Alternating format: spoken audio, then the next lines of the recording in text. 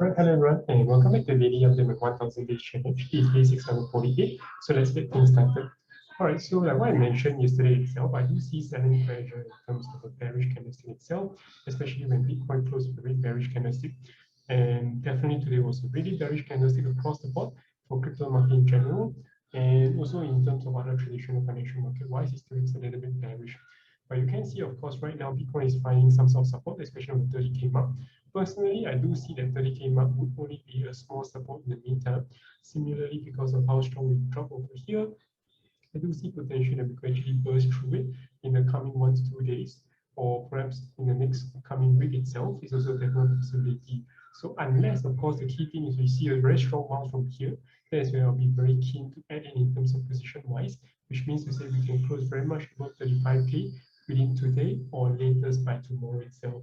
If that fails to close on the second candlestick itself, meaning to say we see this kind of a candlestick itself, and we do not see a strong bounce the following day, or worst come towards the next day itself, then I do lean towards a further consolidation over here before we potentially have a chance to drop even lower low in that perspective.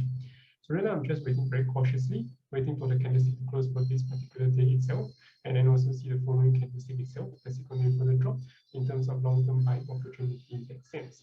In terms of trading wise, like what I mentioned, since I already missed the trading opportunity over here, I'll not be looking for any entry position set up at this current moment itself. I'll just be staying clear of the market and waiting for a nicer setup. If there's a consolidation over here itself, or pullback with a nice kind of rejection over here, then perhaps we could enter a short. But bearing in mind that if this is the final push itself, you can see also that the momentum isn't exactly picking up. Yeah, you can see the momentum picking up over here, which that shows some. Yeah, so in terms of momentum, why there isn't any clear divergences that can be noticed over here.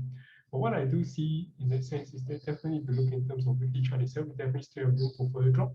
The double bottom is definitely a possibility itself. So over here could definitely have a strong bounce. If we have a strong bounce, something like this, then definitely I'll be very keen to add in by next week. So otherwise, I do see potential for further drop towards the downside, in which case the 23 to 24K region would be one, followed by the 20K region, whereby it would definitely act as a very strong support. But as for whether or not will it be able to be the final drop itself is anybody guess. But what I mentioned, ultimately Bitcoin is still a speculative asset. So for me today itself actually accumulated a bit more Bitcoin and Ethereum itself. So let's see how things goes. Otherwise, if you guys have any questions, feel free to drop by your comments below. Or see you guys tomorrow. Take care. Bye. Oh, yeah, actually just realized that when for the traditional financial market. In terms of traditional financial market wise, you would see also similar in terms of bearish price action, which is overall across the US market itself. A bearish rate candlestick actually closed below the recent low for both S&P 500 and Nasdaq.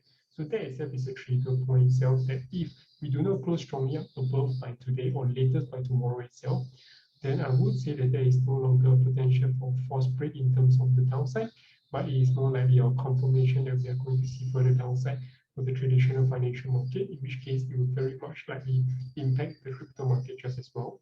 And if you look in terms of ASHR KREC itself, you do see the red bearish candlestick similarly forming, but bearing in mind that they didn't necessarily form a lower low on the daily chart itself. So I still see potential that it could have been a accumulation zone for the China market itself, that there are people potentially accumulating it before we see a potential bounce instead of a capitulation happening itself, especially for KREC. And as the point of fact is due to the fact that KREC has dropped significantly from the all-time high, it's very unlikely for further much of a capitulation to take place itself. On the other hand, ASHR potentially do have a stronger chance of facing a capitulation before we have a nicer bounce in that sense. Otherwise, that's more or less about it. If you guys have any questions, feel free to drop by your comments below. I'll see you guys tomorrow. Take care. Bye-bye.